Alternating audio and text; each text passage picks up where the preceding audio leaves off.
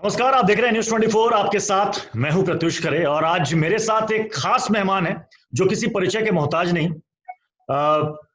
Padmashri, Padma Bhushan, national award से सम्मानित जाने माने अभिनेता अनुपम खेर जी। और अनुपम खेर जी अभिनेता ही नहीं है, बहुत अच्छे वक्ता भी हैं और बहुत मुखर होकर बेबाक अपनी बात रखते हैं। तो आज हमारे साथ अनुपम खेर जी, बहुत बहुत स्वागत है अनुपम खेर जी। हाँ, बहुत बहुत अच्छा लगा आपको देख के। कैसा है, आपके परिवार में सब ठीक हैं? सब सब कुशल स्टे सेफ? मंगल, सब चलिए कुशल ठीक। मंगल सर। अच्छा सर, ये जी जी। बताइए कि ये लॉकडाउन के 2 महीने तो लगभग निकल गए, अब अनलॉक होना शुरू हो गया सब। अनुपम खेर ने पूरे इस लॉकडाउन के दौरान क्या किया या क्या कर रहे हैं अभी? मेरा आज 74वां दिन है हाँ। लॉकडाउन में। अपने अपने कमरे में मैं हूँ, अपने घर पे। हम्म। मुंबई में मैं 20 मार्च को न्यूयॉर्क से बॉम्बे आया था। पहले 14 दिन तो मैं सेल्फ क्वारंटीन में था, उसके बाद लॉकडाउन शुरू हो गया। हम्म। और तो मुझे इससे पहले लगता था मैं बड़ा विचलित प्रवृत्ति का इंसान हूँ, बड़ा रेस्टलेस। ये हमेशा मुझे लगता था, बिकॉज़ सब लोग हम्म। कहते थे, "अरे! क्या है, एक जगह टिक नहीं सकता, तू ये भी करना चाहता है, ये भी करना चाहता है, यहाँ भी जाता है, वहाँ भी जाता है।" पर इस लॉकडाउन में सबसे बड़ी जो उपलब्धि हुई, जो मेरे को पता लगा कि मैं इतना विचलित तो इतना रेस्टलेस हूँ नहीं, जितना मैं समझता था कि मैं हूँ। अच्छा। तो अपने आप में बहुत बड़ी उपलब्धि है, जैसा कि मैंने कहा। हम्म। और शुरू के दिन तो निकल गए जेट लैग की वजह से, 7-8 दिन तो निकल गए उसमें और अपने आप को समझने में। फिर उसके बाद मैंने काफ़ी चीज़ें करनी शुरू की। मुझे लगा इस माहौल में लोगों का मनोबल बढ़ाना बहुत ज़रूरी है। हम्म। अ, एक ऐसा इंसान जिसने 500 फ़िल्में की हैं, जो पिछले 36 साल से काम कर रहा है, तो हम्म। उसको एक रुतबा मिलता है, उसको एक जगह मिलती है, पहचान हम्म। मिलती है। तो जब पहचान मिलती है, तो उनका कुछ उत्तरदायित्व भी होता है। तो उत्तरदायित्व मुझे लगा कि मैं ऐसी वीडियो बनाऊँ, नहीं तो तकलीफ की, दुःख की, आँसुओं की बात तो कोई भी कर सकता है। हाँ हाँ। मगर मैंने ऐसे-ऐसे वीडियो बनाए जिसमें मैंने conversations with myself, Bittu meets Anupam, hmm. काफ़ी कोशिश की है और ऐसे-ऐसे शेरो-शायरी भी डाली है अपने सोशल मीडिया पे या हम्म। लोगों से डायरेक्ट बात की है, जिसमें कहीं न कहीं कुछ न कुछ पॉज़िटिव या ऑप्टिमिस्टिक किया है। हम्म। और इसके अलावा क्या किया? इसके अलावा मैं अंडे की भुर्जी अच्छी बनाता हूँ, तो 3-4 बार मैंने वो बनाई। अच्छा। और हाँ, फिर सीरीज़ देखी मैंने कुछ, फिर मैंने और क्या, फिर मैंने क्लासेस करी, ऑनलाइन क्लासेस की। मैं हम्म। हमारा स्कूल आजकल जी। बंद है, क्योंकि स्कूल लॉकडाउन की वजह से खुला नहीं है। हम्म। तो हमने लॉकडाउन अपने ऑनलाइन क्लासेस शुरू की हैं, तो मैं टीचर्स की क्लास लेता था ऑनलाइन। जी, आपने कहा कि जी। आपने अंडे की भुर्जी बनानी शुरू की, मतलब अब आप पाक कला में भी निपुण हो गए।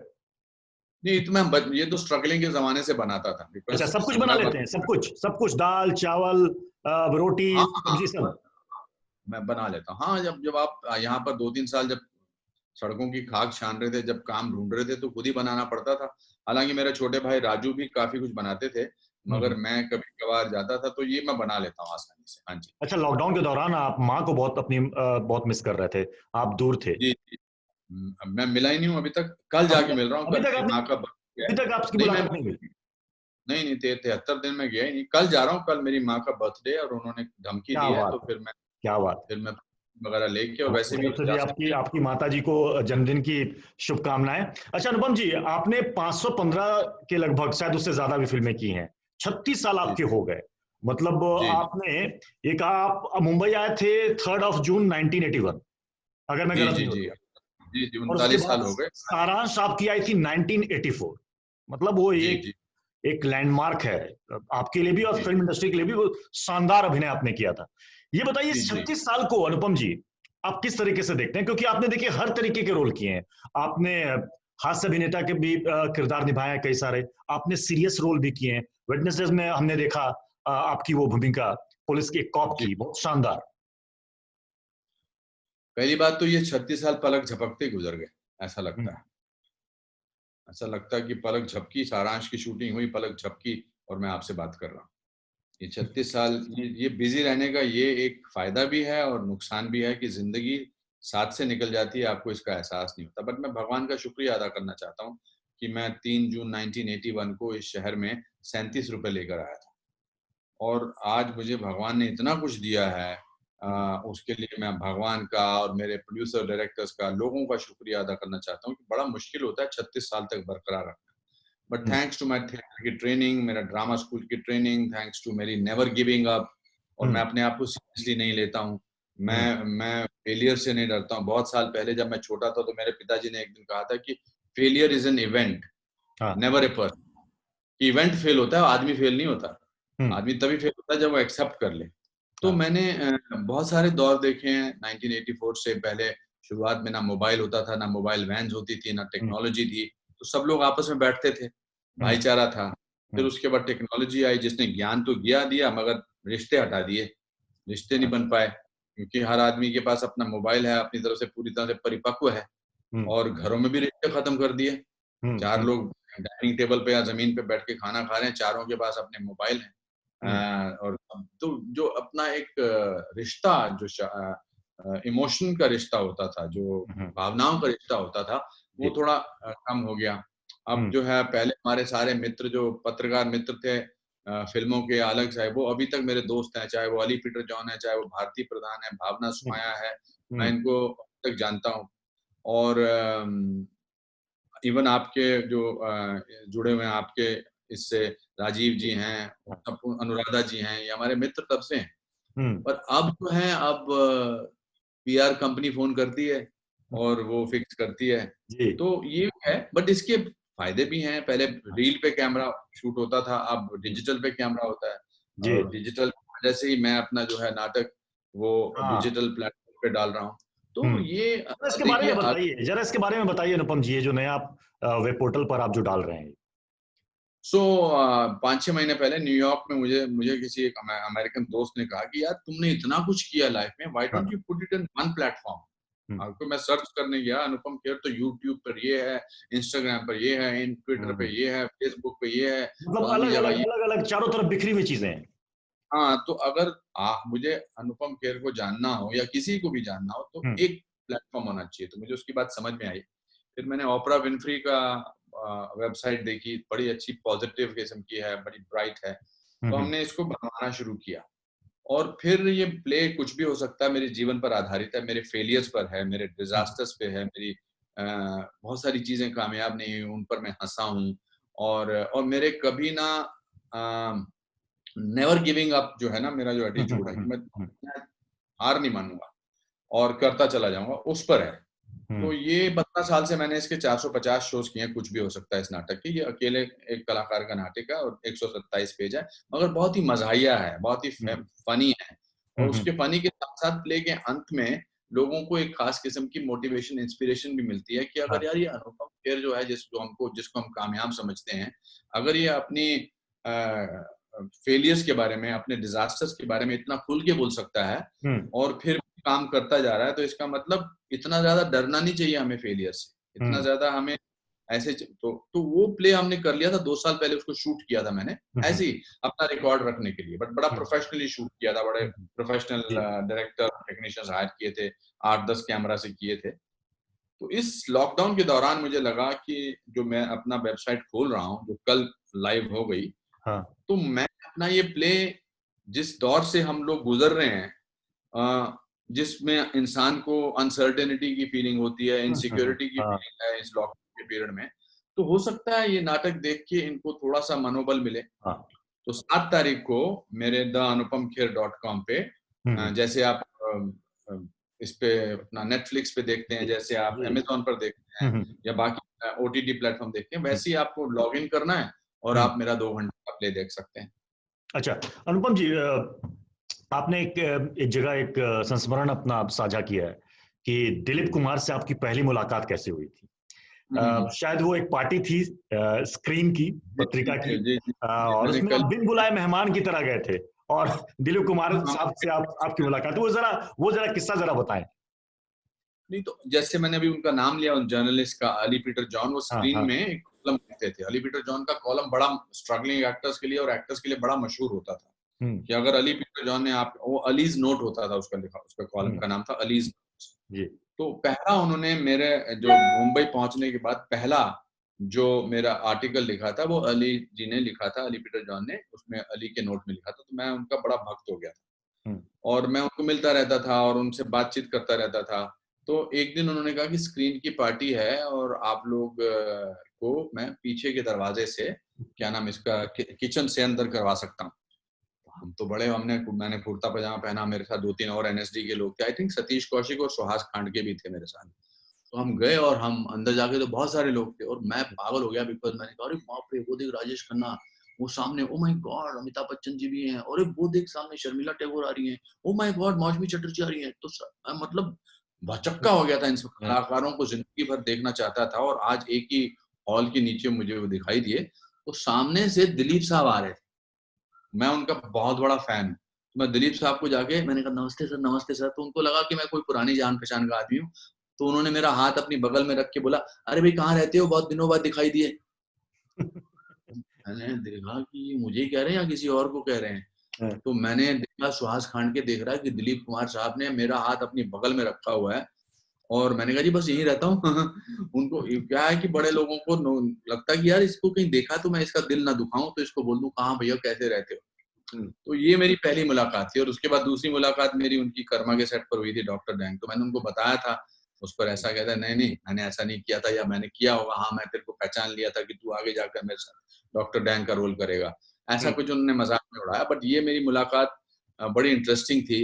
जो आई ऑलवेज, ये इस प्ले का, इस पूरे जिक्र का प्ले का जिक्र है इसमें, मेरे इस प्ले में जो मैं करता हूँ, कुछ भी हो सकता है। तो या ये मेरी पहली मुलाकात जो अमिताभ बच्चन साहब के साथ हुई थी, या मेरी सब चीजों के बारे में है जी।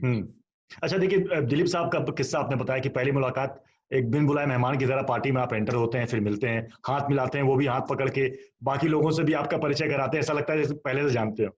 सेट पर आमना सामना उनका, जिसमें आप कर्मा, डॉक्टर डैंग, और आपका वो डायलॉग बड़ा हिट था और आज भी हिट है कि इस थप्पड़ की गूंज हमेशा याद रहेगी। वो उस समय लगा होगा कि अरे दिलीप साहब के साथ तो मैं कैसे एक्ट कर पाऊंगा। हाँ नहीं देखिए, दो दो दो पहलू थे इसके। एक तो अनुपम खेर दिलीप साहब के भक्त, हम जो भी बने, जो भी करना चाहा एक्टिंग में, मतलब उनसे बड़ा कलाकार, उनसे बेहतरीन अदाकार हिंदुस्तान में नहीं है और ना कभी होगा। बिकॉज इन 50s में उन्होंने रियलिस्टिक एक्टिंग की थी। 50s में वो पूरा उसको तोड़ा था उन्होंने। कॉमेडी में भी उतने अच्छा करते थे और ट्रेजेडी में भी उतना अच्छा करते थे। उसके बाद बहुत सारे कलाकारों के उसमें अपने दिलीप साहब के अंश नजर आए हमको, मगर दिलीप साहब ओरिजिनल थे। तो जब मैं रात भर उसकी अर्जुन फिल्म की शूटिंग कर रहा था, सुबह 5 बजे तक, राहुल रवेल की, और उसके बाद मुझे सीधा 7 बजे पहुंचना था कर्मा के सेट पर। तो मैं पहुंच गया 7 बजे, नींद भी थी, मगर दिलीप साहब के साथ मेरा पहला दिन था और पहले तो पार्टी में मिले थे, उनको तो पता भी नहीं था ये पहला दिन था। तो दिलीप साहब आए 10:30-11 बजे, उनका आने का, गाड़ी से उतरे तो क्या आलीशान, मतलब उनकी पर्सनालिटी बड़ी कमाल की थी। वो आके बैठ के बोले भाई चाय वाय पिलाओ, और मुझे मिलवाया गया। तो ये डॉक्टर डैंग कर रहे हैं जी, और अच्छा अच्छा, वेरी नाइस। तो मैं बहुत देर तक दिलीप साहब को देखता रहा, उनके माथे को, उनके बालों को, उनके हाथों को, उनकी आंखों को, और मैंने कहा क्या बात है यार, ये आदमी, इसकी फिल्में मैंने जो है स्कूल से भाग के देखी है, गोपी, राम और श्याम, और ये मधुमती, और ये कमाल है, विधाता, ये। तो मैं देख रहा था तो सुभाष घई साहब ने मुझे उनको निहारते हुए देख लिया। तो मुझे एक कॉर्नर में ले गए, उन्होंने कहा तू मेरी फिल्म का विलन है, तू जिस प्यार से दिलीप साहब को देख रहा है, तू मुझे मरवाएगा। तो फिर मैंने उनसे कहा कि देखिए, अनुपम खेर दिलीप साहब को देख रहा है, लेकिन जब डॉक्टर डैंग राणा विश्व प्रताप सिंह को देखेगा तो उसमें फिक्र मत कर, उसमें मेरी अदाकारी, उसमें मेरा कलाकार आएगा। तो वही था। बट यस, ऑफ कोर्स मैं उनसे उनका बहुत बड़ा मुरीद हूँ, और उस समय भी था, हर शॉट से पहले मुझे लगता था कि हो पाएगा कि नहीं हो पाएगा। इसी आपके चहेते इंसान को, जिसकी फिल्में देखकर आप फिल्म में आना चाहते हैं, जब उसके साथ आपका आमना सामना हो जाए और आपको काम करने को मिल जाए, तो फिर कुछ भी हो सकता है। फिर उसके बाद मैंने 3 फिल्मों उनके साथ काम किया और मुझे बहुत मजा आया। अच्छा अनुपम जी, आप सोशल साइट्स पर काफी एक्टिव रहते हैं, और अभी आपने प्रवासी मजदूरों को लेकर उनका दर्द भी बयां किया था, एक वीडियो भी आपने शेयर किया जी था। जी जी जी। कई बार आपको ट्रोल किया जाता है, तो कभी आप ऐसा लगता है कि यार एक कलाकार के लिए लोकप्रिय होना, अगर वो कुछ अभिव्यक्त कर रहा है तो ये भी एक बड़ी मुसीबत है, पूरी एक ट्रोल टीम लग जाती है। दुनिया में ऐसा कोई इंसान नहीं जिसको जिसको कुछ लोग बुरा नहीं कहते, कोई भी ऐसा इंसान। भगवान को भी नहीं हम छोड़ते। हमने रामचंद्र जी से भी प्रूफ मांगा था धोबी ने, कि भाई बताओ, सीता जी को वापस ले रहे हो, उनको अग्नि परीक्षा देनी पड़ी। तो ऐसा अगर आप मुझे कोई आदमी बता दें, या आप जिस पड़ोस में रहते हैं सब लोग कहते होंगे क्या न्यूज़ 24 में काम करते हैं, अपने पता नहीं क्या अपने आप को समझते हैं, अनुपम खेर से इंटरव्यू कर लिया तो क्या फ़र्क पड़ता है? ऐसा कोई है नहीं। तो 2 चीज़ें हो सकती हैं कि या अगर तो वो सच बोल रहे हैं, तो आपको अपने आप को बदलना होगा कि भई जो बोल रहे हैं उसको चेंज करो। अगर वो सच नहीं बोल रहे हैं तो कोई फ़र्क नहीं पड़ता है। हाँ, ऑफ कोर्स कभी-कभी तकलीफ होती है क्योंकि माँ-बहन की गालियाँ देते हैं, कुछ लोग ऐसी तरीके से करते हैं। बट वो बेचारे अपने-अपने घरों में बैठे हुए अ, म मुसीबत है और मैं यहाँ पर आपसे 36 साल में मैंने 515 फ़िल्में की हैं, उसके बारे में ज़िक्र कर रहा हूँ। तो उनको मैं क्यों इतने बेचारों को सुख दूँ? वो उनका काम ही है। कई बार हाँ। अनुपम जी आप जब से अपनी कोई राय देते हैं इस पर नसीर साहब और आपके बीच में भी कई बार मतभेद उभर कर सामने आ जाते हैं। जी, तो जी, आपको जी। लगता नहीं कि चलिए ये लोग तो मान लीजिए कि ये ट्रोल टीम है, इनको तो आप जानते भी नहीं कौन है, कहाँ क्या से कौन क्या रिएक्ट कर रहा है, लेकिन जिनके हुँ, साथ आपने काफी वक्त गुजारा है, अगर वो हुँ। कहते हैं कि नहीं मैं अनुपम की इस राय से मैं सहमत नहीं हूँ, अनुपम तो मजाकिया है, वो तो कुछ भी कह सकता है, फिर उस वक्त कैसा लगता हाँ, है? वैसे तो नहीं, बुरा लगता है और जवाब देना पड़ता है। हाँ। पीर साहब ने बहुत बार मतलब मैं उनकी बहुत इज़्ज़त करता हूँ, मेरे सीनियर हैं और ये मैं फ़िल्मी बातें नहीं कर रहा, मैं जी। वो जानते हैं मैं उनकी कितनी इज़्ज़त करता हूँ और मुझे उनके साथ काम करने में बहुत मज़ा आता है। हम्म। पर उन्होंने 1-2 बार ऐसी कुछ टीका-टिप्पणी की थी जिसको हम्म। मैंने इग्नोर कर दिया, जी। कि छोड़ो यार, क्या अभी मतलब जवाब दूँगा फिर ये कुछ बोलेंगे। हम्म। लास्ट टाइम जब उन्होंने बोला तो उन्होंने कुछ मेरे ब्लड के बारे में बात की थी कि इनके ब्लड में ही है ये। हम्म। साइकोफेंसी जो है, जी। चमचागिरी इनके ब्लड में है। हम्म। जब कोई ब्लड की बात करता है तो वो कोई भी हो उसको जवाब देना बहुत ज़रूरी होता है। क्योंकि बिल्कुल। लगता है कि यार ये नहीं तो ऐसा ना समझे कि मैं कमज़ोर किस्म का आदमी हूँ तो ये जो भी कैसे बोल सकते हैं। तो इसलिए मैंने उनको बहुत ही दो-टूक बड़ी इज़्ज़त से उनको जवाब दिया हम्म। और ये ज़रूरी था।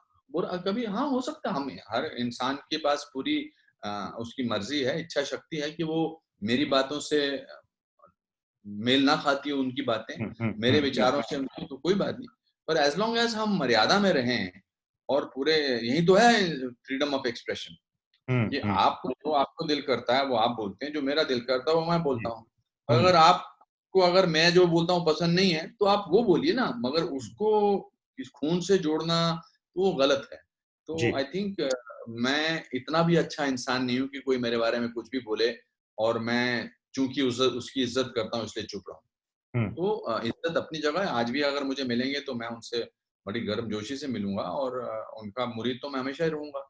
जी। मगर कुछ लोग जो हैं वो अपने आप से दुखी होते हैं इसलिए दूसरों की बुराई करते हैं। अच्छा, लॉकडाउन को लेकर आपने भी अपनी राय रखी है और अब चूंकि अब धीरे धीरे चीजें अनलॉक हो रही हैं, तुरंत में तो सारी चीजें पटरी पर नहीं आ पाएंगे अनुपम जी, आप भी जानते हैं, लेकिन जो अच्छा खासा एक नुकसान हुआ है इस दरमियान, आपको लग रहा है कि बहुत इसकी भरपाई में अभी बहुत अरसा लग जाएगा या फिर 2-3 महीने में से हम कुछ हद तक कवर कर सकते नहीं देखिए एक तो होता है माली नुकसान, हैं? हाँ। पैसों का नुकसान, जी। एक होता है अंदर से जो हाँ। घबराहट का नुकसान होता है। अभी और इसका सिर्फ हिंदुस्तान इस महामारी से ग्रस्त नहीं है, पूरे वर्ल्ड ने इसको हम्म। बर्दाश्त किया है और इससे उनको नुकसान हुआ है।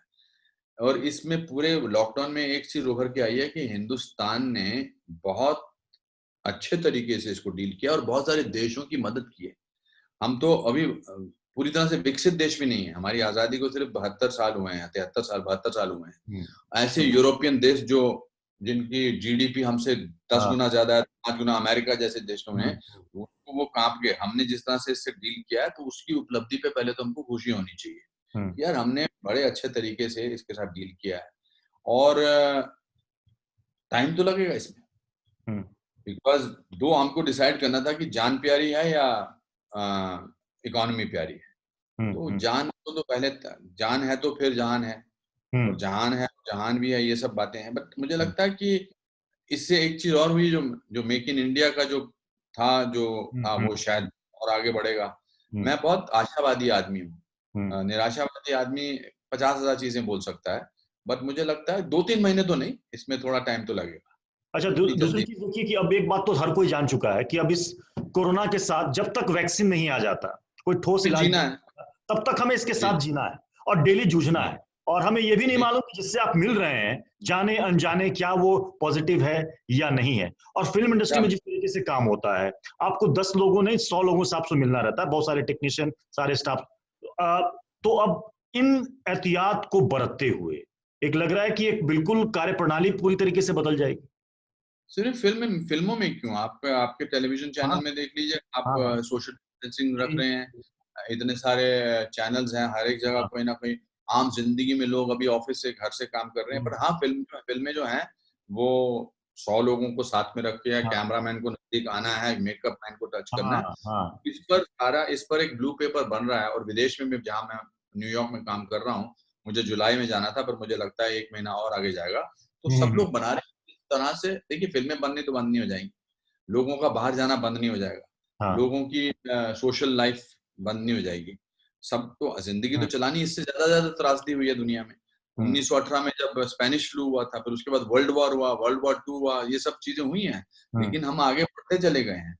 पर थोड़ा हम्म, टाइम लगेगा समझने में कि इसको करना कैसे है। हो तो हम्म, जाएगा। हम्म, इंसान के पास जी, कोई ना कोई जुगाड़ किस्म की चीज है, पर हम्म, ऑल्सो इंसान को ये भी समझ गया आ गया है इस पूरे पेंडेमिक में, इस पूरे लॉकडाउन में, कि भाइयों, दोस्तों, बहनों, जो भी है, आप प्रकृति के साथ खिलवाड़ नहीं कर सकते। आप हम्म, कहते हैं एक तरफ से कि हम चांद पे और आसमान पे, मंगल पे पहुंच रहे हैं, हमारे पास परमाणु शक्ति है, हमारे पास सेना है, हम दुनिया के सबसे अमीर देश हैं, मगर सब एक छोटे से इसके क्या कहते हैं, वायरस की वजह से सब दुबक के बैठ गए। हाँ।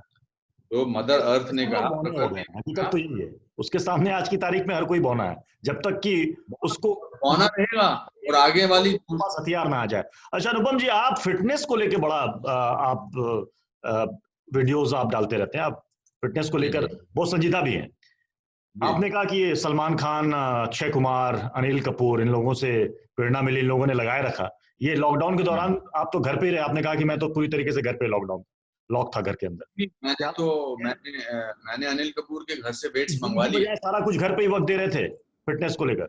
कुछ मैं वीडियोस यूजुअली देखे हैं? हाँ, मैं लॉकडाउन से पहले जब भी बॉम्बे आता था, तो मैं अनिल जी के घर पर, उनका हाँ, पूरा छोटा जिम है, तो मैं जी, वहां करता था। और हाँ, अभी सोशल डिस्टेंसिंग की वजह से, पर उन्होंने, ही वाज काइंड एनफ कि उन्होंने मुझे 10 किलो के वेट भेजे, 8 किलो के वेट भेजे। फिर अच्छा, परसों मैंने बेंच भी मंगा लिया, पर मैंने वो छोड़ा नहीं, क्योंकि शारीरिक तरीके से अगर आप फिट है ना, तो हम्म, मानसिक तरीके से भी आपको इस पर असर पड़ता है। हम्म, हम्म, और तो एक सुबह एक डिसिप्लिन भी मिलता है, हम्म, क्योंकि लॉकडाउन की वजह से डिसिप्लिन जाने की पूरी संभावना थी। हम्म, मैंने अपनी रूटीन को नहीं तोड़ा। मैं सुबह 6:30-7 बजे उठता था, बाकायदा मैं एक दिन वर्जिश करता हूँ, एक दिन योगा करता हूँ, एक दिन मैं प्राणायाम वगैरह करता हूँ, हम्म, और ये मैंने रूटीन को नहीं तोड़ा। और मैं यहाँ आके मैंने 3 किलो और वेट लूज़ किया है, जी, ये 70 दिन में। हाँ, बिकॉज़ डाइट ठीक हो गई, ऐसा ज़्यादा मीठा-मीठा नहीं खाने देखिए, लॉकडाउन में एक और फ़ायदा हुआ कि हाँ, हमें अपनी ज़रूरतों का पता चल गया कि एक्चुअली हमें चाहिए क्या? हम्म, एक सब्ज़ी, रोटी, दाल, चावल चाहिए और हाँ, परिवार चाहिए। सब बिल्कुल, लोग कहते हैं कि परिवार में चले जाएँ, वापस घर चले जाएँ, बस शाम घर में बैठे हों यार, इस समय मैं इधर हूँ, घर में चला जाऊँ। तो हम्म, ये पता चल गया कि हमको कुछ नहीं चाहिए। तो हम्म, शायद इससे भी बदलाव आएगा पोस्ट लॉकडाउन पीरियड में। तो हम्म, शारीरिक तरीके से मैं करता हूँ, और मैं अच्छा खासा अभी मैं कर लेता हूँ। जब मैंने शुरुआत की थी, तो मैंने 60 साल की उम्र तक, तो मैंने 55 साल की उम्र तक खासकर, मैं तो जिम को देखता था और बाहर निकल जाता था। करेक्ट। फिर जब भी मैं अनिल के साथ, या अनिल कपूर साहब के साथ, या अक्षय के साथ, या सलमान के साथ शूटिंग करता था, तो हाँ, मुझे बोलते थे, "खेर साहब, क्या यार, आप क्या हमारे साथ करा करो।" ये हाँ, पीछे पड़े रहते थे, और हाँ, अच्छे तरीके से पीछे पड़े रहते हम्म, थे। अलग तरह से मज़ाक उड़ाते थे कि, हम्म, "क्या है अभी आप ये क्यों कर।" तो फिर मुझे जोश आ गया एक दिन, और फिर मैं टूट पड़ा। फिर हम्म, मुझे ये वीडियो डालने में, मैंने कभी सोचा नहीं था कि मैं वीडियो डालूँगा। फिर हम्म, वो जैसे-जैसे छोटे-छोटे मसल निकलते हैं पीठ पे, वैसे-वैसे गुदगुदी होती है कि अरे वाह! ये भी है, ये भी है। तो ये I think this is an interesting thing to do. चलिए, आपसे बात करके बहुत अच्छा लगा अनुपम जी। बहुत-बहुत शुक्रिया हमारे साथ जुड़ने के लिए और इतनी सारी बातें जो हम आपने हमारे साथ साझा की। और सबसे बड़ी बात आपने जो बताई कि भाई फिटनेस किस आपको एक तो शारीरिक रूप से ही फिट रखेगा, मानसिक और रूप से भी मान फिट रखेगा। और आपने बात कई सारे वीडियोस में भी कही कि इंसान को अपनी ज़रूरतों का ख्याल होना चाहिए, और ये इस लॉकडाउन ने सिखाया भी। इंसान को बहुत जी, सारी जी, चीज़ों की भूख होती है। हमें ये भी चाहिए, हमें वो भी चाहिए, हमें ये क्यों नहीं मिला, हमें वो क्यों नहीं मिला। लेकिन लॉकडाउन ने हमें बहुत सारी चीज़ों को सिखाया है, ताकि हम जी। कितने कम में आसानी से जी सकते हैं। बहुत-बहुत शुक्रिया अनुपम जी हमारे साथ जुड़ने के लिए। धन्यवाद, धन्यवाद, नमस्कार।